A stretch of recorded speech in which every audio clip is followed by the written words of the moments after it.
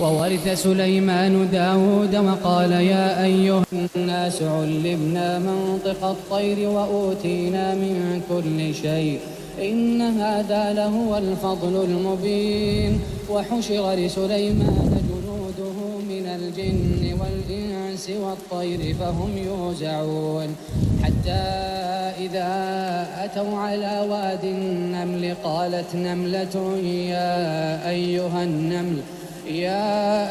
النمل ادخلوا مساكنكم لا يحطمنكم سليمان وجنوده وهم لا يشعرون.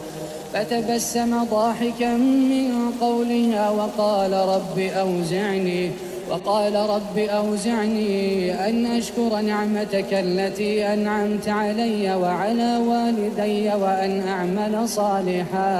وأن أعمل صالحا ترضاه وأدخلني برحمتك في عبادك الصالحين.